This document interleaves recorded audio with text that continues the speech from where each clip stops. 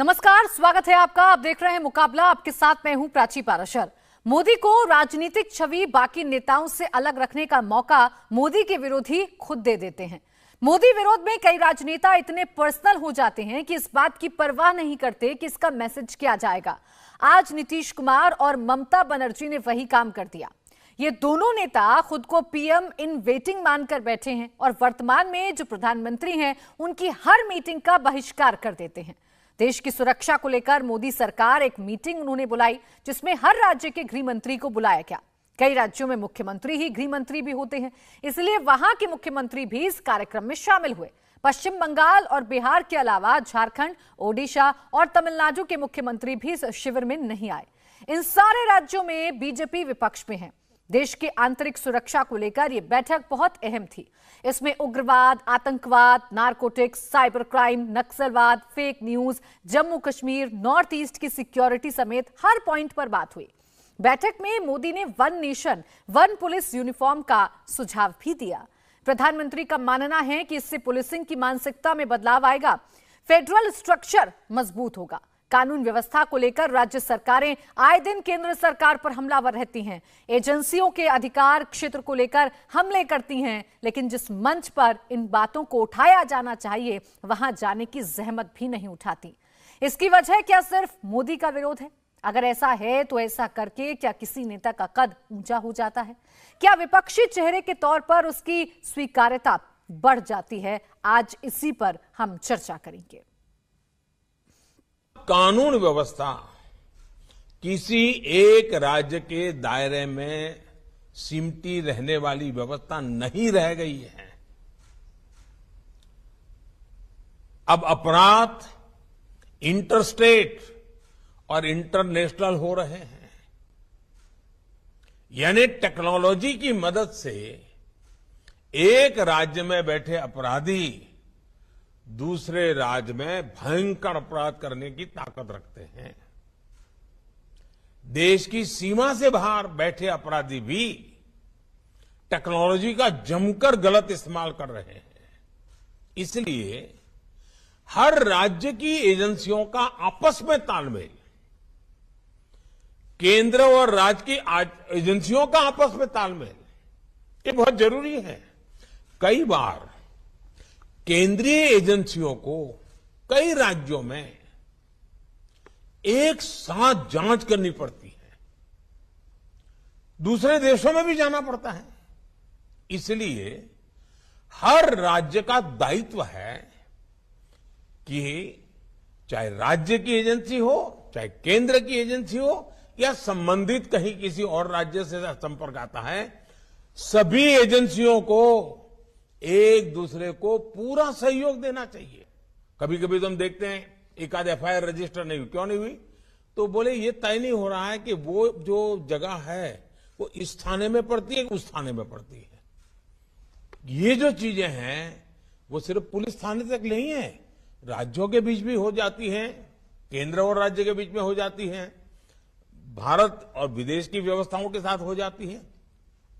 इसलिए हमारी एफिशिएंसी के लिए, हमारे आउटकम के लिए, सामान्य नागरिक को सुरक्षा देने के लिए हमारे बीच में तालमेल, संकलन, सहयोग बहुत अनिवार्य है।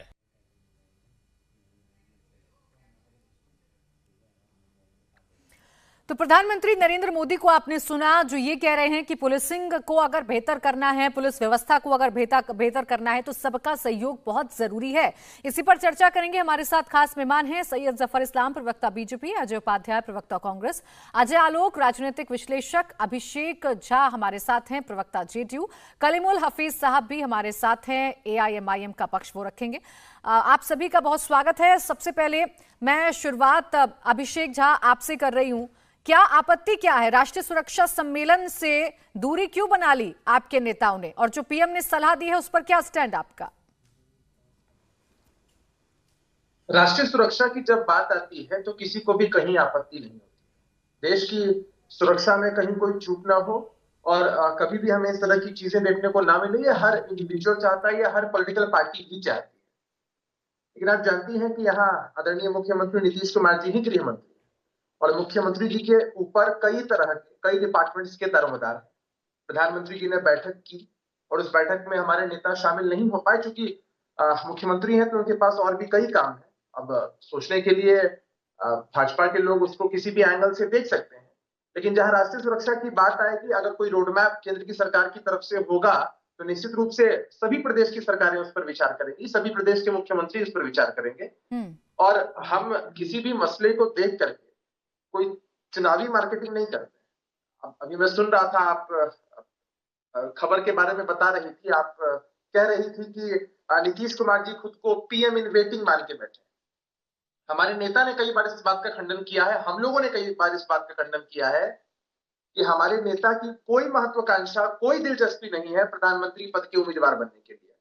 उन्होंने अपनी मंशा जाहिर की है विपक्ष के दलों को एकजुट करना और कैसे सुनिश्चित करें कि 2024 के जो चुनाव है वो चुनाव। अभिषेक जी, आपने शुरुआत में ही कहा कि जहां राष्ट्रीय सुरक्षा की बात आएगी वहां हम सब एक हैं। तो पहली बात तो ये कि ठीक है, मुख्यमंत्री के ऊपर बहुत सारे काम होते हैं, बाकी प्रदेशों के भी वो मुख्यमंत्री आए जिनके पास गृह मंत्री का प्रभार है, जो गृह मंत्रालय संभाल रहे हैं। आप नहीं आए, आपने चलिए बता दिया आप क्यों नहीं आए। जो सलाह प्रधानमंत्री दे रहे हैं, वो जो कह रहे हैं कि 1 पुलिस 1 यूनिफॉर्म होनी चाहिए, इस पर सहमत हैं आप? सहयोग करेंगे अगर ऐसा कुछ लागू होता है इस देश में? तो देखिए, प्रस्ताव प्रधानमंत्री जी की तरफ से आया है और प्रस्ताव के क्या पहलू हैं उनको जाने बिना ऐसे ही कोई टिप्पणी कर पाना मेरे हिसाब से उचित नहीं है और टीवी के माध्यम से उसमें अपनी सहमति या असहमति व्यक्त कर देना या संभव नहीं मुझे लगता। अरे छोटी सी बात है Abhishek ji, 1 policing 1 uniform, policing को बेहतर करना, अब इसमें क्या पहलू आप देखेंगे? अगर ऐसा कुछ होता है तो इस पर हाँ या ना, ये स्टैंड क्लियर करना है। आप ये समझिए ना, पुलिसिंग बेहतर हो ये हर नागरिक चाहता है, हर सरकार चाहती है, हर कोई यही चाहता है। लेकिन अगर कोई प्रस्ताव आया है, मान लीजिए प्रस्ताव है कि पूरे देश में एक यूनिफॉर्म होना चाहिए पुलिस वालों के लिए, उसमें क्या कॉम्प्लिकेशंस हो सकते हैं? बहुत सारी ऐसी चीजें हैं, बहुत सारी ऐसी नियमावली होती है कि जब एक स्टेट से दूसरे स्टेट में तो जब आप डिटेल में जाएंगे तो आप करेंगे ना। अभी तो मैं आपसे सिर्फ ये जान रही थी कि अगर पुलिसिंग बेहतर होगी इस देश की तो आप सहयोग करेंगे या नहीं करेंगे। खैर, मैं अजय जी आपके पास आऊंगी। आज जो कौन नहीं करेगा सहयोग? नहीं तो आप हाँ ना में जवाब दे देते, मैं फिर बाद में खींचती नहीं सर इस बात को। हाँ ना में ही तो मुझे सिर्फ जवाब चाहिए था। हालांकि अजय उपाध्याय जी, जो सलाह आज प्रधानमंत्री नरेंद्र मोदी दे रहे हैं और जो वो बात कह रहे हैं कि सबका साथ इसमें जरूरी है, अकेले नहीं हो पाएगा, सबका सहयोग बहुत जरूरी है अगर पुलिसिंग को बेहतर करना है, इस पर कैसा आपको आइडिया लग रहा है? ये पीएम का क्या स्टैंड कांग्रेस का? प्रधानमंत्री जी का बड़ा अच्छा सलाह है और ये सलाह क्यों दे रहे हैं? कौन नहीं सहयोग करता है, कौन नहीं सहयोग किया है और कौन नहीं सहयोग करेगा? देश में आंतरिक सुरक्षा का जब भी प्रश्न आएगा, चाहे पार्टी किसी की भी किसी राज्य में हो, देश बड़ा है, देश के लिए सब एक साथ हैं, सभी लोग देश के हित की बात करते हैं। ये कैसे, ये मन मस्तिष्क में आ क्यों जाता है प्रधानमंत्री जी को कि नहीं होगा, या मीडिया वाले को क्यों आ जाता है, या हमारे विपक्षी साथियों को क्यों आ जाता है? मुझे नहीं लगता कि इस पर कोई वाद विवाद प्रतिवाद है। हाँ, जहां बात है आंतरिक सुरक्षा का प्रश्न जहां आना चाहिए और जो चर्चा का आज केंद्र बनना चाहिए, वो केंद्र यह है कि मुद्रा पोर्ट से क्यों इतनी तस्करी हो रही है और बड़ी मछली अभी तक क्यों नहीं पकड़ी गई। गुजरात से चूंकि दोनों लोग आते हैं, प्रधानमंत्री जी, गृह मंत्री, और सरकार भी दोनों जगह भाजपा की है, और इतनी भारी मात्रा में 23,000 करोड़ रुपए का ड्रग्स जो है अभी तस्करी में पकड़ा गया, बड़ी मछली नहीं पकड़ी गई। इसी तरह जिस तरह लगातार हिंसा का, द्वेष का, नफरत का माहौल पूरे देश में बन रहा है, उसमें कांग्रेस पार्टी भारत जोड़ो यात्रा के माध्यम से राहुल जी के नेतृत्व में हम लोग लगातार प्रयास कर रहे हैं कि आंतरिक मतभेद कम हो, हिंसा की बरसातें खत्म हो, नफरत और द्वेष मिटे, ताकि देश में आंतरिक सुरक्षा मजबूत हो। ये हम कर रहे हैं। कांग्रेस पार्टी ये लगातार इस मामले को लेकर आगे आ रही है। राष्ट्र में बेरोजगारी और जो महंगाई है यदि वो कम होगी तो उससे भी कहीं ना कहीं आंतरिक सुरक्षा का प्रश्न जुड़ा हुआ है। इन मुद्दों पर बात होनी चाहिए। कांग्रेस पार्टी ये बार बार कर रही है, आप लोगों को भी आना चाहिए। एक बात कही थी, उस बात पर मैं आपका स्टैंड जान रही हूं। आप बताइए, कांग्रेस हाँ या ना, ये आइडिया कैसा है? अगर ऐसा कुछ बदलाव होता है इस देश में तो क्या आप इसका सहयोग करेंगे खुले मन से, बिना किसी राजनीति के? राजनीति अलग चीज है और देश की आंतरिक सुरक्षा अलग चीज है। देखिए, आंतरिक सुरक्षा का प्रश्न और जो 1 पुलिस 1 यूनिफॉर्म की आप बात कर रही हैं, ये दोनों में दो चीजें हैं। शायद इसको समझने में बहुत लोगों को दिक्कत हो रही है, और जब भी आप लिखित भाषण पढ़ते हैं तो ये समस्या होती है। 1 पुलिस और 1 यूनिफॉर्म का मामला राज्य के और सेंटर के बीच का जो अधिकार क्षेत्र है, कहीं ना कहीं जो राज्यों को अधिकार, संविधान प्रदत्त अधिकार है, राज्य कानून व्यवस्था का अधिकार, उससे कहीं ना कहीं जुड़ा हुआ है। एक विशद विवेचना का प्रश्न है और इस पर संसदीय जो समितियां हैं उस पर बैठकर बात करें। क्या ड्राफ्ट प्रधानमंत्री जी का है उस पर बात होनी चाहिए। संविधान क्या करता है, संविधान में क्या संविधान के दायरे में ही चलना है। जब डिटेल में अजय उपाध्याय और कांग्रेस पार्टी और भाजपा का अजय उपाध्याय जी, अगर कोई सलाह दी जा रही है, पार्टी और भाजपा का प्रश्न नहीं है, कांग्रेस पार्टी और भाजपा का प्रश्न प्राची जी नहीं है, देश के संविधान का प्रश्न है। और कांग्रेस को अगर अलग कर दीजिए, अगर ये सलाह दी जा रही है कि देखिए पुलिसिंग को ऐसे बेहतर किया जा सकता है, जो समस्याएं प्रधानमंत्री गिना रहे थे कि कई बार थानों के चक्कर में पुलिस फंस जाती है, कई बार केंद्र और राज्यों के चक्कर में कोई केस फंस जाता है और इस वजह से अपराधी भाग जाते हैं, अपराधी छूट जाते हैं, उसे बेहतर करने के लिए अगर कोई सलाह दी जा रही है तो मानेंगे या नहीं? हाँ या ना? टेक्निकल पहलू में चले जाइएगा आप बात में। बेहतरी के लिए जो प्रस्ताव होंगे वो बेहतरी का प्रश्न अलग है, और एक यूनिफॉर्म और एक पुलिस करना राज्य के अधिकार क्षेत्र पर प्रश्न है, जो संसद, भारत के संविधान इसके इजाजत नहीं देता है। क्या भारत के संविधान में बदलाव चाहते हैं प्रधानमंत्री जी कि राज्यों का जो कानून व्यवस्था का अधिकार है वो छिन जाए? ये नहीं होना चाहिए, मेरा ये मानना है। और इस पर सभी दलों को बैठ करके बात करनी चाहिए। सारी बातें करेंगे लेकिन हाँ या ना में जवाब नहीं देंगे। जफर इस्लाम साहब संविधान को बदलना चाहते हैं, क्या ये इस तरीके की सलाह क्यों दी गई है? अजय उपाध्याय जी कह रहे हैं इसमें तो इफ एंड बट होना ही नहीं चाहिए, आंतरिक सुरक्षा पे तो हम लोग सब साथ हैं। देखिए, बड़े अफसोस की बात है कि अभी मैंने सुना दोनों को, एक कह रहे हैं कि मुख्यमंत्री जी के पास बहुत सारा काम है। अब जरा उत्तर प्रदेश के मुख्यमंत्री जी को देखिए, जहां लगभग 25 करोड़ आबादी है उत्तर प्रदेश की, और सब स्टेट को मिला दिए जो गैर हाजिर जो मुख्यमंत्री जी रहे, जहां जिनके पास होम का पोर्टफोलियो है, होम मिनिस्ट्री उनके पास है, वो सबको अगर मिला लिए तो थोड़ा ही ज्यादा होगी जो आबादी जो ये सब स्टेट जिनके गैर हाजिर चीफ मिनिस्टर रहे हैं। तो इससे क्या समझ में आता है? इससे समझ में आता है कि सिंसियरिटी नहीं है। वो नहीं चाहते हैं कि देश की इंटरनल सिक्योरिटी जो है उसके बारे में जब बात हो तो उस पर ज्यादा ध्यान देना चाहिए। इनके लिए वो प्राथमिकता है ही नहीं। वो प्राथमिकता होती तो वहां पर रहते। उनकी प्राथमिकता तो है कैसे मोदी को कटघरे में खड़ा करो, उनकी प्राथमिकता कैसे मोदी को गाली दो, उनकी प्राथमिकता कैसे हम प्रधानमंत्री बन जाए, उनकी प्राथमिकता कहीं ना कहीं मोदी जी के अच्छे देश को मजबूत करने वाले फैसले के आड़े कैसे खड़े हो जाए। आज देखिए ना, इसमें कौन सी ऐसी बात कही प्रधानमंत्री जी ने जो उनको ऑपोजिशन के लोगों को जरा सा भी दिक्कत होनी चाहिए, हाँ ना कहने में इनको तकलीफ हो रही है। अरे भाई, एक देश है, क्या आप उसको एक देश नहीं मानते हैं?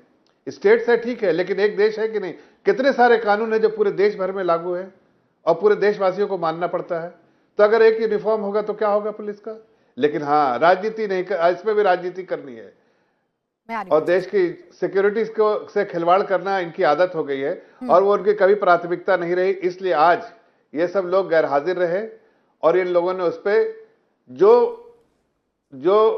इनसे उम्मीद थी देश की जनता को, इसलिए कि ये सारी चीजें जो है आदरणीय प्रधानमंत्री जी ने कहा है कि देश की जनता का विश्वास जीतने वाला काम हमने जो काम किया है, जब से भारतीय जनता पार्टी की सरकार है, हमने बराबर पंक्ति में लाश खड़े हुए आदमी की चिंता की है तो उनका विश्वास जीता है। लेकिन यही नहीं, आगे और भी नए जो 25 साल का जो अमृत जो काल के बारे में आदरणीय प्रधानमंत्री जी ने कहा है, उस पूरे न्यू इंडिया में किस तरह से प्रोग्रेस होगा, किस तरह की सोच होनी चाहिए, कैसा माइंडसेट होना चाहिए। कॉलोनियल माइंडसेट वाले को बिल्कुल उस माइंडसेट को इरेज करना है। कैसे विजन आज प्रधानमंत्री बताते हुए नजर आ रहे थे जफर इस्लाम जी, लेकिन सवाल इस बात को लेकर है कि विपक्ष का साथ आपको क्यों नहीं मिल पाता है जब आप इस देश की बेहतरी की बात करते हैं? तो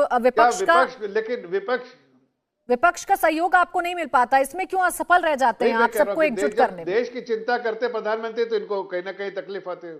ठीक, कलीमुल हफीज जी, मैं आऊंगी आज जी आपके पास। प्रधानमंत्री जी कह रहे हैं कि देश को एकजुट होना चाहिए।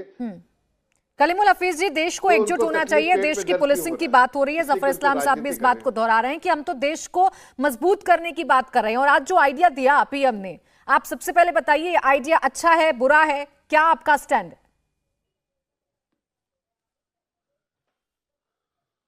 जो देश की आंतरिक सुरक्षा के जिम्मेदार हैं माननीय गृह मंत्री अमित शाह जी, वो खुद भी उन पे कितने केसेस रहे, किस तरीके से उनको एक राज्य बदल भी किया गया। उसके अलावा उनके जो एक गृह राज्य मंत्री हैं उनको जब एमपी नहीं बने अरे थे या साहब, कैसे गृह फर्जी मंत्री केस बने थे, थे, उससे वापस पहले किए उनके कि नहीं? कितने कोर्ट ने तो संगीन आरोप हैं उनके ऊपर। कोर्ट ने तो उसके एडमिट बाद नहीं उनके किया बेटे बाकायदा किसानों को उजाले में रौंद देते हैं और अभी भी जेल में हैं। खत्म हो गए। ऐसे लोगों के सहारे अगर आप आंतरिक सुरक्षा की उम्मीद कर रहे हैं, जरा आप इनको चुपवा दीजिए। जब ये बोले थे तो मैं नहीं बोला था, सुन लीजिए, हजम करिए। अब जब सच्चाई सामने आ रही है तो डाइजेस्ट तो करना पड़ेगा। जफर इकबाल साहब, झूठ गलत तो बात मत बोलिए ना दी। तो जब खुद गृह मंत्री का बेटा दिन के उजाले में किसानों को गाड़ी से रौंद देता है। एक सेकंड रुक जाइए, कलीमुल जी को बात करने दीजिए। कलीमुल जी। जफर इकबाल साहब, अब आपको सुनना पड़ेगा। मैं टोक नहीं रहा, आपको सुनना पड़ेगा। मैं अभी तो शुरू हुआ हूं, अभी तो मुझे कहने दीजिए। यानी वो पुलिस, उत्तर प्रदेश की पुलिस जो बिना आपको रोक नहीं रहा हूं, लेकिन आप ऐसी बात कहिए जो कोर्ट की मनमानी मत कीजिए ना। के मारेंगे, एक एक को सबक सिखाएंगे, उनके घर हम बुलडोजर से तोड़ देंगे। और यही इन्हीं की गुजरात की पुलिस, अपराधी अगर कोई है भी तो उसको पोल से बांध के मारती है, पूरे उसको वीडियो वायरल कराते हैं राइट विंगर, इसलिए ताकि लोगों में दहशत बैठ जाए, माइनॉरिटी में दहशत बैठ जाए। तो आखिर इनसे क्या उम्मीद करते हैं? इन्हीं का सांसद, इनका विधायक दिल्ली पुलिस की निगरानी में हेट स्पीच देता है, बाकायदा कहता है कि इनका बहिष्कार करिए। एक कहता है इनको चुन चुन के मारिए, एक कहता है हाथ काट डालिए, गर्दन काट डालिए। तो जब उस पर कोई कार्रवाई नहीं कर रही पुलिस, तो आप कौन से आंतरिक सुरक्षा की बात कर रहे हैं? मैं बात कर रहा हूं कि जब आप बिल्किस बानो के बलात्कारियों को उसी पुलिस की रिकमेंडेशन पे छोड़ देते हैं जिन बलात्कारियों के पेरोल पर रहते हुए उनके खिलाफ केस है। इसी तरीके से आप अपने चुनावी फायदे के लिए गुरमीत राम रहीम को छोड़ देते हैं और वो पैरोल पे आकर सत्संग करते हैं, और आपकी एक मेयर वो सत्संग को अटेंड करती है। आप कौन से मॉरल पुलिसिंग की बात कर रहे हैं? आप कौन से आंतरिक सुरक्षा की बात कर रहे हैं? भारतीय जनता पार्टी ने आंतरिक सुरक्षा का जो मजाक किया है, जो पुलिस का जो अपने राजनीति का जो दुरुपयोग किया है, हिंदुस्तान की तारीख में आज तक किसी ने नहीं किया। भारतीय जनता पार्टी को पहले अपने आचरण पे, अपने व्यवहार पे सोचना चाहिए। आपने जो मुद्दे उठाए, बिल्कुल सर, आपने जो मुद्दे उठाए उन पर सवाल करना आपका हक है, लेकिन आपने मेरे सवाल का जवाब नहीं दिया। सवाल सिर्फ इतना भरे, भूल जाइए, चलिए वो बीजेपी की तरफ से सलाह दी गई है, लेकिन अगर कोई सलाह ऐसी आ रही है जिसमें यह बताया जा रहा है कि आप पुलिसिंग को कैसे बेहतर कर सकते हैं, वन पुलिस वन यूनिफॉर्म की बात की जा रही है, जो अपराधी टेक्नोलॉजी से इस वक्त पूरी तरीके से ओतप्रोत हैं, ऐसे ही पुलिस भी टेक्नोलॉजी के साथ मिल जाए, फ्रेंडली हो जाए, उनकी गाड़ी को लेकर वो बात कर रहे हैं, वो बेहतर हो जाए, उनका जो भत्ता मिलता है उसको लेकर वो बात कर रहे हैं। तो क्या इसमें कोई परहेज, इसमें कोई मनाही होनी चाहिए? नहीं, देखिए मैडम, पुलिस रिफॉर्म होने चाहिए और डीजीपी प्रकाश की रिपोर्ट है और उसको लागू करना चाहिए, लेकिन आप लागू करेंगे कैसे? जो पहले से पुलिस अवेलेबल थी उसको बदतर हालत में कर दिया भारतीय जनता पार्टी। तो पहले कम से कम पहली वाली स्थिति में तो लाइए, जो 2014 से पहले जो पुलिस काम कर रही थी थोड़ा बहुत उस पर तो लाइए। आपने तो पुलिस की जो इज्जत थी, जो उसके ऊपर भरम था पब्लिक का, बिल्कुल तार तार कर दिया। आपने अपनी राजनीति के लिए क्या कैसा कैसा इस्तेमाल किया है ना कलीमुल जी, जो आज सलाह दी गई है वो सही है या गलत है बता दीजिए बस। हालांकि आप इसमें भी माइनॉरिटी को घुसा दिया आपने सर, इसमें माइनॉरिटी जैसा कोई सवाल नहीं था और इसमें माइनॉरिटी को लेकर कोई चर्चा भी नहीं थी, फिर भी आपने घुसा दिया, जैसे आपकी जानी पहचानी राजनीति है। फिर भी बता दीजिए मुझे, हाँ या ना? मैडम, माइनॉरिटी इस देश की क्या मैंने मैडम, पहली बात तो ये कि मैंने माइनॉरिटी को नहीं घुसाया। दूसरी बात ये, मैंने दिल्ली पुलिस और पूरे हिंदुस्तान की पुलिस जहां जहां बीजेपी शासित राज्य हैं उनकी कलई खोली है। अब वो मारी माइनॉरिटी को रही है, मारी माइनॉरिटी में मुसलमानों को रही है, तो उसमें अरे सर ये बताइए, जो सलाह दी गई है हाँ या ना, अच्छी है या बुरी, बता दीजिए जल्दी से, तब जाके रिफॉर्म पे की बात करें। अच्छी है या बुरी है सलाह? देखिए, प्रधानमंत्री 24 घंटे सियासत करते हैं, उन्होंने देश का बेड़ा गर्क कर दिया है, देश की अर्थव्यवस्था, देश की आंतरिक सुरक्षा का बेड़ा गर्क कर दिया है। क्या कर रहे हैं? देश की आंतरिक सुरक्षा की बात है, अगर वो सियासत करते हैं तो आप बड़ा दिल दिखा दीजिए और आप बैठकर कह दीजिए कि ठीक है, देखिए ये चीजें होनी चाहिए, मेरी तरफ से भी ये सलाह है, ये भी हो जाना चाहिए। मैं तो ऐसी राजनीति की उम्मीद आपसे कर रही थी। खैर, अजय आलोक जी, हम विपक्ष में हैं। मैडम, वो सत्ता में है ना, उनको काम करना है, हम तो विपक्ष में हैं। तो आप सबका ही तो सहयोग मांग रहे हैं, विपक्ष का सहयोग भी तो बहुत जरूरी है कलीमुल हफीज जी। विपक्ष का मतलब सिर्फ विरोध करना ही नहीं होता है, विपक्ष का मतलब आईना दिखाना होता है ना सरकार को। आईना भी दिखाइए और सलाह भी दीजिए और स्वागत भी करिए अगर कुछ अच्छा लग रहा है। पहले मैडम मैं रुक जाइए कलीमुल जी, ठीक है, पहले वो अपनी गलतियां तो सुधारें, तभी तो वो कोई रिफॉर्म कर पाएंगे। अच्छा चलिए, ये जफर इस्लाम साहब इस बात का जवाब दे देंगे। खैर, अजय आलोक जी, आज जिस तरीके से सम्मेलन हुआ, जो प्रधानमंत्री ने बड़ी बातें कही और एक सहयोग की उम्मीद उन्होंने की, और ये भी साफ कर दिया कि 10 साल 15 साल 50 साल जब मन करे ये रिफॉर्म कर लीजिए और एक साथ एक पेज पर आ जाइए। संभव है ऐसा, या सिर्फ विरोध करने के लिए विरोध होता रहेगा इस देश में? ऐसी सलाहों का भी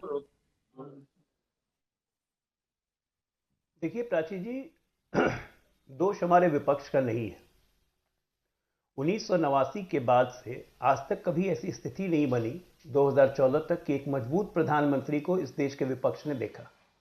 हमेशा या तो लुंज-पुंज प्रधानमंत्री मिले, या दूसरे के समर्थन वाले प्रधानमंत्री मिले, या कोalition वाले प्रधानमंत्री मिले जिन पे दबाव बनाया जा सकता था, जिनसे विपक्ष अपनी बातें मनवा लेता था। 14 के बाद देश में पहली बार स्थिति आई है जहां पे एक एब्सोल्यूट मेजॉरिटी वाला एक स्ट्रॉन्ग विल्ड प्राइम मिनिस्टर इस देश को मिला है, तो स्वाभाविक है विपक्ष की आदतें बदलते हुए समय लगेगी, इसमें कोई डाउट नहीं है। आज जो प्रधानमंत्री जी ने कहा है अपनी आंतरिक सुरक्षा के बारे में, मुझे लगता है देशी नहीं कोई विदेशी भी सुनेगा तो उसे भी लगेगा कि अपने देश में हम इसी तरह के सिस्टम को लागू करें, जहां पे प्रांतीय अंतर प्रांतीय पुलिसों का सहयोग हो, जहां पे टेक्नोलॉजी का यूज हो, जहां पे हम बिल्कुल लेटेस्ट टेक्नोलॉजी से अपडेट रहें और अपराधियों से 10 कदम आगे रहें। क्योंकि आज हम सिर्फ एक अपराध को नहीं डील कर रहे हैं, आज हम एक ऑर्गेनाइज क्राइम के रैकेट को डील कर रहे हैं, आज हम ऑर्गेनाइज बॉर्डर नेक्सस को डील कर रहे हैं, जिसमें टेररिज्म का एंगल इन्वॉल्व होता है, और उस टेररिज्म को सपोर्ट करने वाले आपके शहर में बैठे हुए अर्बन नक्सल्स को डील कर रहे हैं। देखिए, किसी भी टेररिज्म या क्राइम के 4 फेस हैं। एक वॉरिंग फेस होता है जो अटैक करता है, जो बम ब्लास्ट कर दिया, जो डायरेक्टली इन्वॉल्व है, ये हो गया वॉरिंग फेस।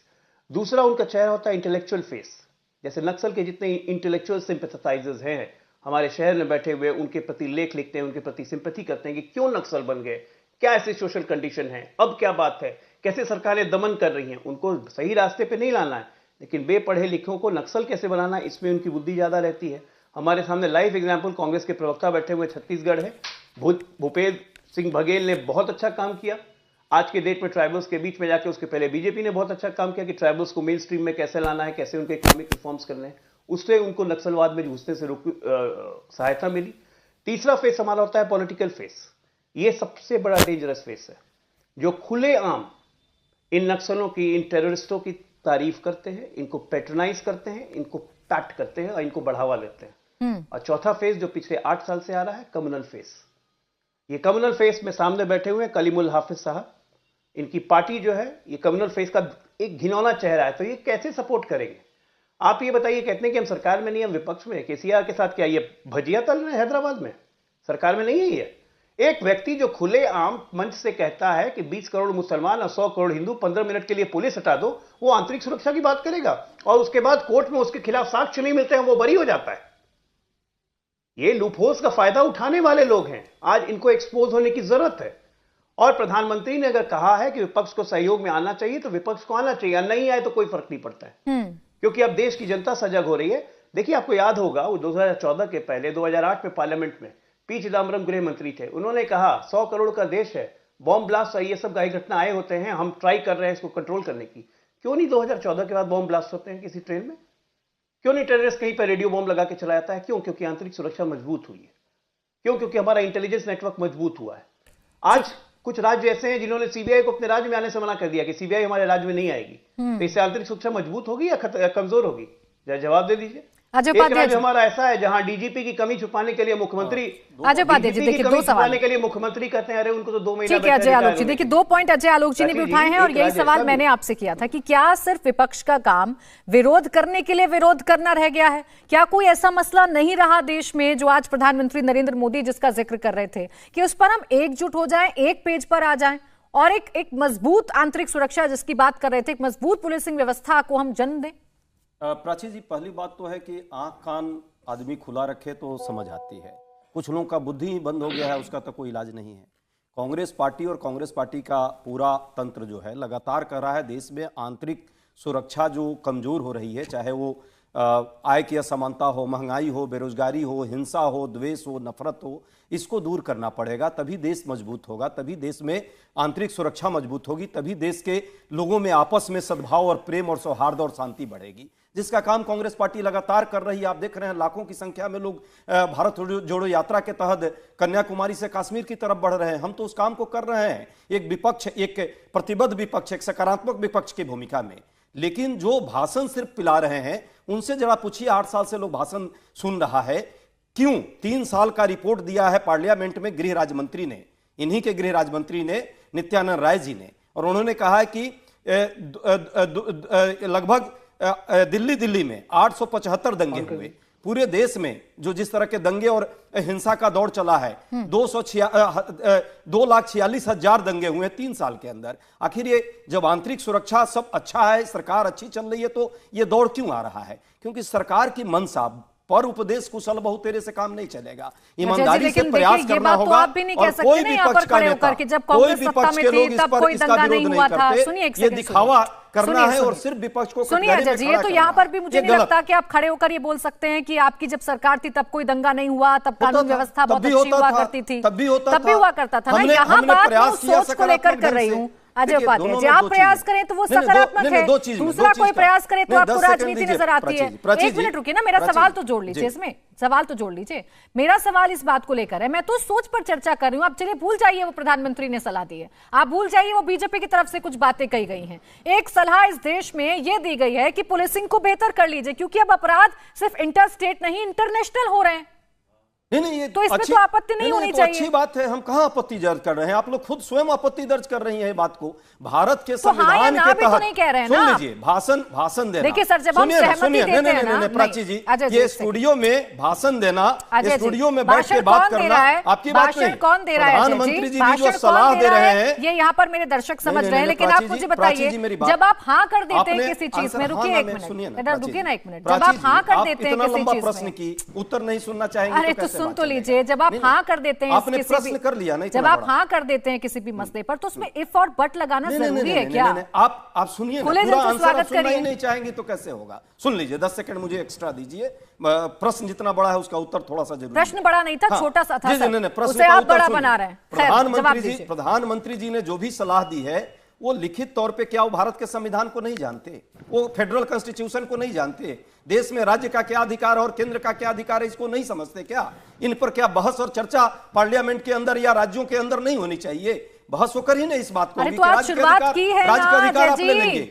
पुलिस में पूरा रिफॉर्म की जरूरत है, हर राज्यों में पुलिसिंग रिफॉर्म की जरूरत है। देश के अंदर जो व्यवस्था है उसमें भी बहुत सारे परिवर्तन और सुधार की जरूरत है, लेकिन वो उसके एक दायरे हैं, संवैधानिक दायरे हैं। कांग्रेस पार्टी उस संविधान को मानती है और संविधान के आधार पर कहती है, उसके अनुरूप करिए। आप सिर्फ संविधान बता देंगे, सब बता देंगे, लेकिन हाँ या ना नहीं बता पाएंगे। कैसे हम बता सकते हैं? संविधान के दायरे में आप इस देश के नागरिक भी तो हैं, आप इस देश के नागरिक भी तो हैं, और नेता का मतलब सिर्फ ये नहीं है कि आप विरोध करते रहिए। संविधान सबसे बड़ा है, कोई विरोध नहीं है, विरोध करते रहिए, कोई विरोध नहीं है। संविधान बड़ा है, नहीं देश में अजय उपाध्याय बड़े हैं, न प्राची जी बड़ी है, न देश का प्रधानमंत्री बड़ा है। देश का संविधान बड़ा है, कहीं नहीं रही, आप इस शब्द को बार-बार लेकर आ रहे हैं। जफर इस्लाम जी, देश का संविधान बड़ा है और वो बता रहे हैं इतनी सारी मजबूरी, इतनी सारी दिक्कतें हैं, फिर ऐसी बातें क्यों लेकर आ रही है आपकी पार्टी? कह रहे हैं ये तो सिर्फ सियासत है। देखिए, कांग्रेस पार्टी आपके चैनल पे अभी आप रिवाइंड करके दिखाइए उनको कि कितना झूठ बोल रहे थे। इन्होंने कहा है कि दिल्ली में अकेले 869 जो है 875 दंगे। कितना झूठ बोलिएगा? आपने कहा पार्लियामेंट के पटल पे है, अभी मैं दिखाता हूं, आप झूठ बोल रहे हैं तो अभी गूगल कर लीजिए। अरे भाई, पार्लियामेंट का रिपोर्ट पढ़ो, जाके पढ़िए, गूगल करके पढ़िए। आप हमको पढ़ने का जरूरत नहीं, पढ़ते उड़ते नहीं है। आप पूरे 2020 में से 3400 कॉमनल राइट्स हुए हैं, कहानी खत्म कर दिया है। और मेरे से बीच में मत बोलिए, दंगे हुए हैं। अरे पढ़ने लिखने का आता है, पढ़ने लिखना आपके बिना पढ़े लिखे बोल देते हैं, खाली झूठ बोलने के लिए आते हैं यहाँ पर। कॉमनल राइट्स आपके समय होते थे, कॉमनल राइट्स कब हुए? आपको अगर उस पटल में जो रिपोर्ट पेश की गई उसका आंतरिक सुरक्षा का ये आंकड़ा उठा के देखिए। झूठ बोलने का सिर्फ भाषण अरे देते हैं भाई, आप लोग। झूठ बोलने का अब आप आने उनकी बात तो आने दीजिए। देख रहा है अजय जी, आप रिपोर्ट ये भी तो रखिए, देखिए ना, आपने बात तो आने रिपोर्ट में दीजिए क्या ना, लिखा? बीच में एक दूसरे के नहीं, इंटरवीन झूठ कह करते रहे हैं रहेंगे ना, ना। तो गूगल करें ना। मैं बार बार कहती हूँ तथ्य को सर, तो सही मैं बार करना बार कहती चाहिए। हूँ अगर कोई झूठ बोल रहा है तो आपके पास मौका दूंगी मैं इस चर्चा में, आपको ठीक है, झूठ तो को जरूर एक्सपोज दीजिए, कर जरूर दीजिएगा, दीजिए, जरूर बीच में दीजिए। मत कूदिए। जफर जी देखिए इनको जरा जाके पढ़ने के लिए बोलिए जो नित्य राय जी ने जो रिपोर्ट दी है सदन में, उसके बारे में कि कितने हर साल हर ईयर वाइज कितने राइट्स हुए हैं, और वो भी आंकड़ा जरा इनको बोल दीजिए कि इससे पहले कितने राइट्स हुए हैं। देखिए छोटे मोटे राइट्स को भी अगर इंक्लूड कर लिए तो टोटल 34 राइट्स 100 राइट्स हुए हैं, लेकिन इन्होंने कितना 2 लाख बता दिया, पहली बात। दूसरी बात कि अपने समय में देखिए, इनके समय में जो राइट्स होते थे, आप Bhagalpur rights, Calcutta rights, Mumbai rights, अरे कैसे कैसे राइट्स हुए हैं। इनको इनका मुंह है कहने के लिए राइट्स के बारे में, कॉमनल राइट्स के बारे में। कॉमनल राइट्स में अगर कोई स्पेशलाइजेशन किया है तो कांग्रेस पार्टी ने किया है और इनके लीडरशिप ने किया है, हमने तो उसको कम करने का काम किया है। आज जरा देखिए, प्रधानमंत्री, आदरणीय प्रधानमंत्री जी ने क्या कहा कि एकजुट होकर काम करो, देश की सुरक्षा के लिए काम करो, सब मिल देश के आम नागरिक के लिए काम करो। इसमें भी इनको प्रॉब्लम है। इसलिए विपक्ष को हर जगह पर जहां पर सकारात्मक बातें होती हैं उनको मुश्किल होता है, इसलिए कि वो सिर्फ नकारात्मक ही काम कर सकते हैं। वो देश के प्रधानमंत्री के खिलाफ खड़ा होना चाहते हैं, इसलिए कि सबकी मंशा के प्रधानमंत्री बन जाएंगे। अरे प्रधानमंत्री बनने के लिए देश की चिंता करनी पड़ती है, देश के लोगों का विश्वास जीतना पड़ता है। आप तो अपने अपने प्रदेश का विश्वास नहीं जीता, देश का छोड़िए ना। आप जरा देखिए, प्रधानमंत्री के अपने प्रदेश में आज तक एक भी लोकसभा की सीट हारे हैं।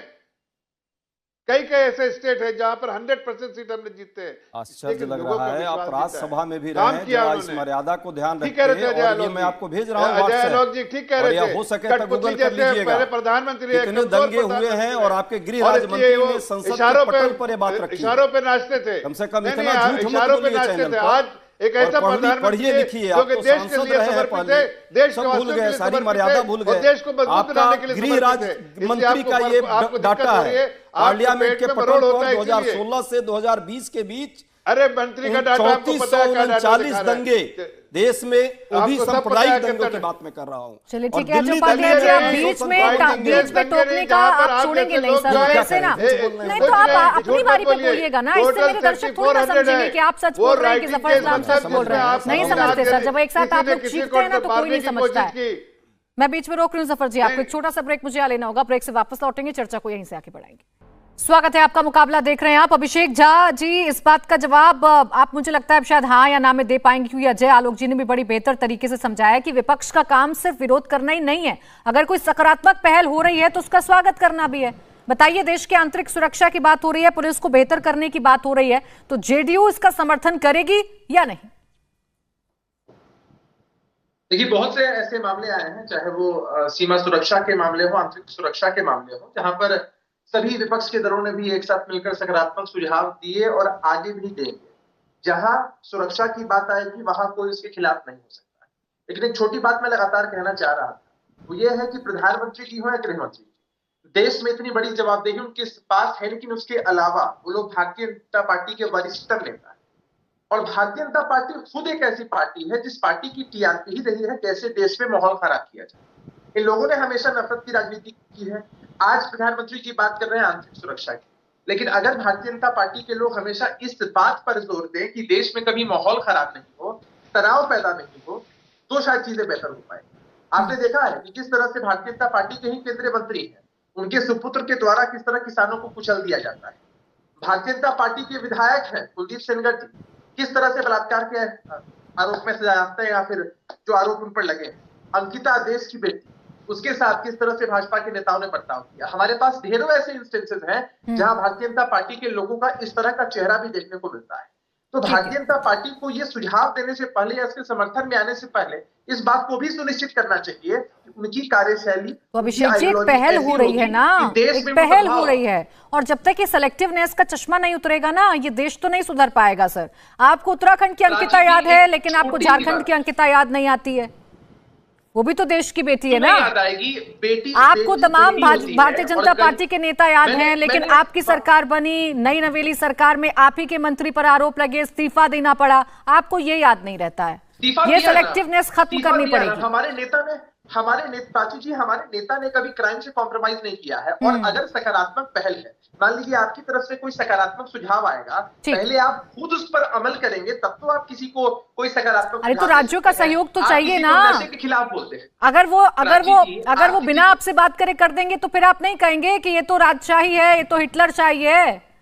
आपका समर्थन तो चाहिएगा ना। छोटा सा स्टैंड क्लियर करना था बस।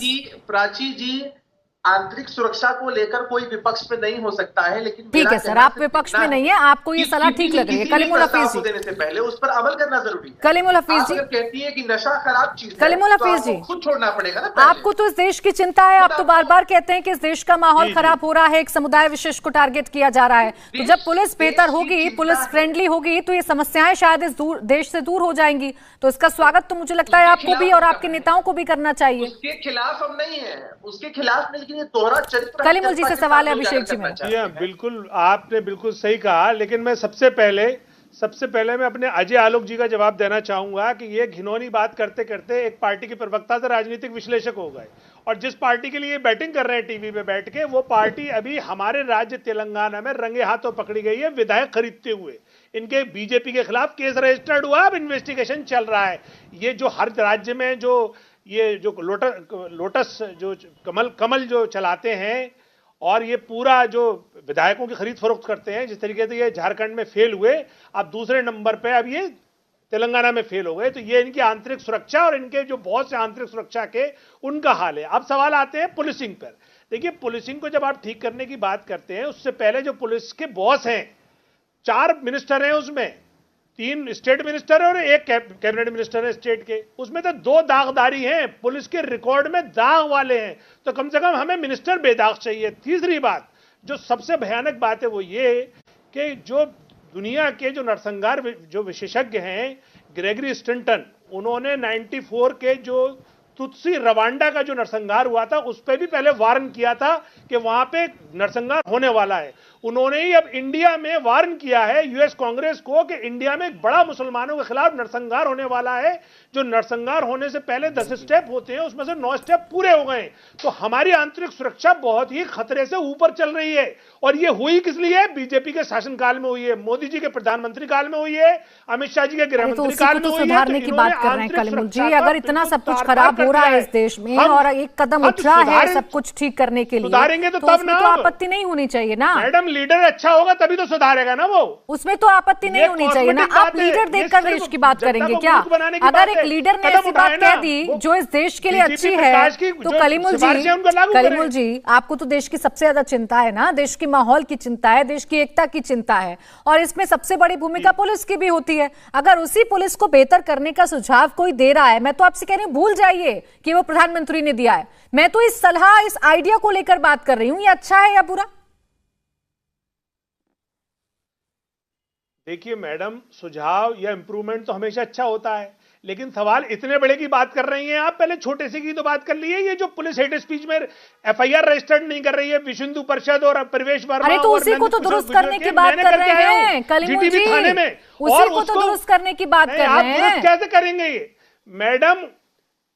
प्राची जी, सुप्रीम कोर्ट ने फटकार लगाई है दिल्ली पुलिस को, तब भी अभी तक एफआईआर दर्ज नहीं हुई है। और मैं करके आया हूं उसको, एफआईआर के लिए एप्लीकेशन मैं देकर आया हूं, अच्छी बात है। एफआईआर नहीं दर्ज करी। कलीमुल जी, अगर कहीं पर कुछ गलत हो रहा है तो आप ही आवाज उठाएंगे, वो बात बिल्कुल ठीक है। आना पड़ेगा। आप एक बात बताइए, अगर पुलिस को टेक्नोलॉजी फ्रेंडली बनाया जा रहा है, अगर पुलिस, रुकिए ना एक मिनट, रुकिए ना, और जो पुलिस की समस्याएं हैं कि पुलिस को गाड़ी नहीं मिलती या पुलिस की सैलरी को लेकर समस्या है, उनकी छुट्टियों को लेकर समस्या है, इंटर स्टेट जब अपराध होते हैं तो उसमें जो क्लैशेस होते हैं, अगर उसको सुधारने की बात की जाती है तो ये इसमें तो आपत्ति नहीं होनी चाहिए ना।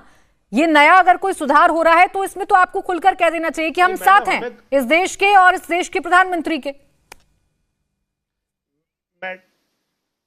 मैडम, मैं बिल्कुल आप जितनी बातें कर रही हैं मैं 100% आपकी बात से एग्री करता हूं, लेकिन सवाल यह है कि जब दिल्ली जो देश की राजधानी है, वो जो देश के गृह मंत्री के अंडर में उनकी पुलिस आती है, वो सुप्रीम कोर्ट के फटकार के बाद भी एफआईआर नहीं कर रही अपने सांसद और अपने विधायक के खिलाफ, तो उस सरकार से आप कैसे उम्मीद लगा लेंगे?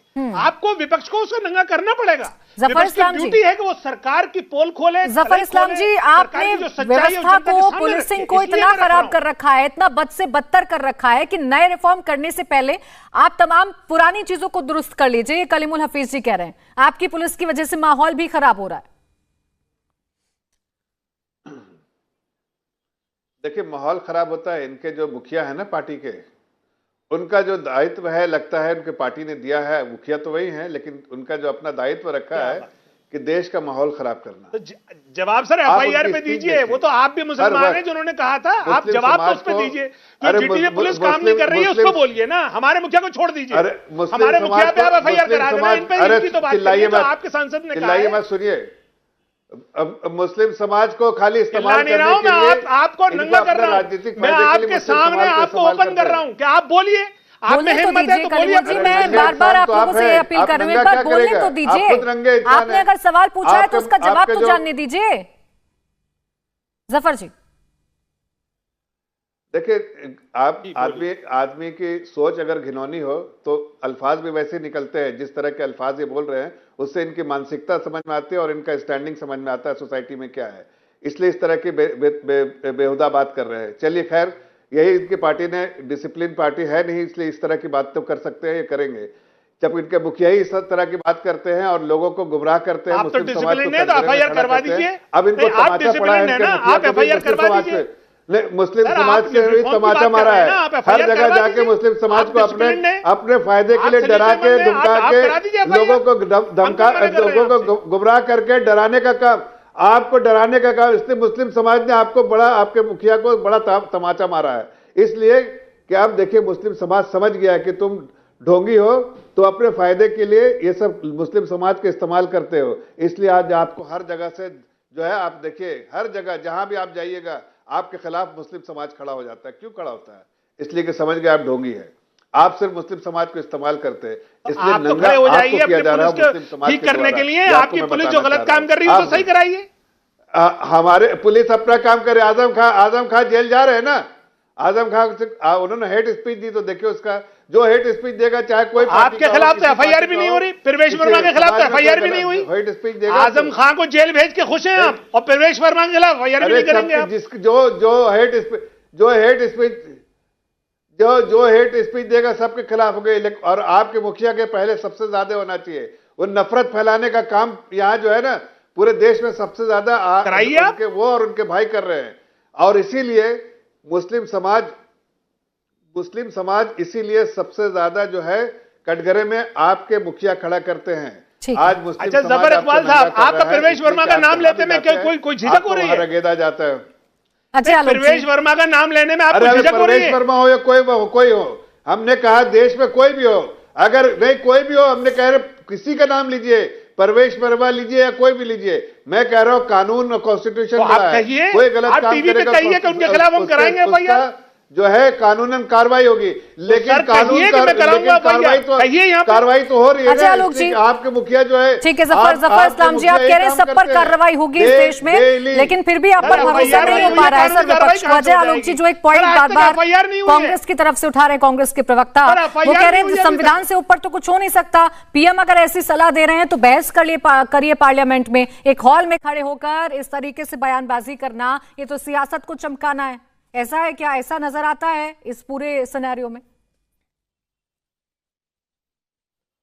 देखिए प्राची जी, ऐसा कुछ तो नजर आता नहीं है, पहली बात। दूसरी, कलीमुल जी को मैं बताऊं कि कलीमुल जी छलांग मारने वाली पार्टी जिसकी कोई आइडियोलॉजी नहीं हो ना, उसके प्रवक्ता बनने से अच्छा है कि राजनीतिक विश्लेषक बन जाओ, इसलिए वो बन गया। आप जिस आइडियोलॉजी को बिलोंग करते हैं, अपनी आइडियोलॉजी को रखिए, उसी पे आपकी दुकान चल रही है, चलाते रहिए। आज सबसे बड़ी जरूरत है कि पीएम ने जो कहा, अभी कलीमुल जी को यह भी नहीं पता है, वो गृह मंत्री राज्य मंत्री की बात कर रहे थे। लॉ एंड ऑर्डर, अब एक मिनट बीच में मत बोलिए, थोड़ी तमीज रखिए ना, आप थोड़ी तमीज रखिए। लॉ एंड ऑर्डर हमेशा से स्टेट का सब्जेक्ट रहा है, ये कभी भी सेंटर का मुबारकबाद दी है मैंने आपको, मैं बीच में टोक नहीं रहा हूं। कलीमुल जी एक सेकंड सर, बीच में आप ऐसे बोलेंगे ना तो बात रह जाती है। कलीमुल जी प्लीज, क्यों बीच में बोल रहे हैं? कोई बीमारी चर्चा को चलने दीजिए, बहुत आराम से चल रही है चर्चा। Ajay ji, law and order हमेशा से स्टेट का सब्जेक्ट रहा है, उसमें सुझाव देता है गृह मंत्रालय। मानना नहीं मानना आपका काम है। राज्यों को तो इतने अधिकार मिले हुए फेडरल स्ट्रक्चर के तहत, कांग्रेस के प्रवक्ता को पता ही होगा कि बहुत से राज्यों ने सीबीआई को परमिशन मना कर दी थी। इन्हीं के राज्य में महाराष्ट्र ने मना कर दिया था, अब जाके रोक हटी है। तो इससे कौन सी इंटरनल सिक्योरिटी मजबूत होती है? 84 के दंगों में दिल्ली पुलिस का क्या रोल था 4 दिन तक, ये सबको पता है। तो इससे कौन सी इंटरनल सिक्योरिटी मजबूत हो गई? आपको इंटरनल सिक्योरिटी मजबूत करना है तो इससे प्रधानमंत्री का विषय नहीं है, पूरे देश का विषय है। और खासकर बॉर्डर राज्यों में तो इसकी और भी जरूरत है। कांग्रेस बॉर्डर राज्य में राज कर रही है, राजस्थान में, गुजरात पे भारतीय जनता पार्टी है। ड्रग्स की उन्होंने बात की, ड्रग्स पकड़ा किसने? ड्रग्स तो पकड़ा हमारे ही एनसीबी ना। अब कह रहे हैं बड़ी मछली नहीं पकड़ी जा रही है। नेक्सस ब्रेक करने के लिए इंटर स्टेट कॉर्पोरेशन और पूरे देश का कॉर्पोरेशन, सेंट्रल एजेंसी का कॉर्पोरेशन, सबका जरूरी है। इसके लिए एक सकारात्मक सोच रखनी चाहिए। लेकिन जब सकारात्मक सोच है ही नहीं विपक्ष में, एक राज्य के मुख्यमंत्री डीजीपी को यह कह के बचाता है कि 2 महीने का रिटायरमेंट बचा हुआ है, तो क्या सकारात्मक सोच आप इसको कहेंगे? ऐसे नहीं चलता है। और अब देश की जनता सजग है, सोशल मीडिया का जमाना है। आपके मुंह से एक निकला हुआ स्टेटमेंट गांव के अंतिम छोर तक चला जाता है, उसके बाद आप चिल्लाते रहिए, आप एक्सपोज हो गए। सच्चाई ये है, ये सारे राजनेताओं को सोचना चाहिए। अजय उपाध्याय जी जो बात कर रहे हैं, अजय आलोक जी, सकारात्मक विपक्ष की भूमिका कब निभाएगा इस देश का विपक्ष? देखिए, देश का विपक्ष है प्राची जी, सकारात्मक विपक्ष की भी भूमिका निभा रहा है, प्रतिपक्ष विपक्ष की भी भूमिका निभा रहा है, जो जनता के हित में लड़ने वाली चीजें होती है, सरकार का एक तरह से आईना दिखाने का काम करती है, और हम लोग कर रहे हैं लगातार, हमारा यही रोल है। जहां तक आलोक जी ने कहा सीबीआई की बात, तो आलोक जी बड़े विद्वान प्रवक्ता है, मैं तो लगातार इनको देखता और सुनता हूं।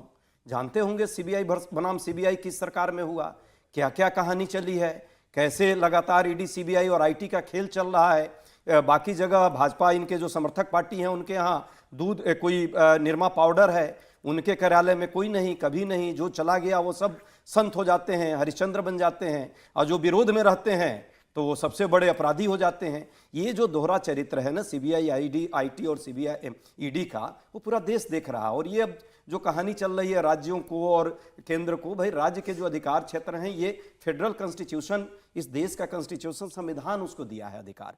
उन अधिकारों को आप बेवजह हस्तक्षेप न करें। लेकिन हाँ, राष्ट्र की सुरक्षा और राष्ट्र की सुरक्षा में कोई भी बात आती है तो उसके लिए एक इंटर स्टेट और भी है, क्षेत्रीय परिषद है। उस परिषद में गृह मंत्री ही उसके अध्यक्षता करते हैं, उसकी मीटिंग होनी चाहिए थी।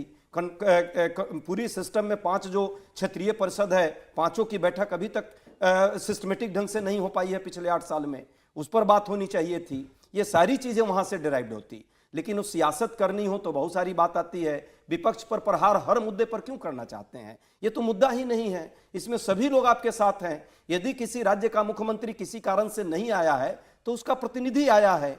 अभी व्रत और त्योहार का टाइम है, हमारे यहाँ तो छठ का पर्व सबसे बड़ा पर्व है, दिल्ली में, उत्तर भारत में। कैसे आप आशा करते हैं कि गृह मंत्री भी, गृह सचिव भी, डीजीपी भी, तीनों आपके इस कार्यक्रम में रहें और राज्य की सुरक्षा जो है छोटा मोटा कार्यक्रम था क्या?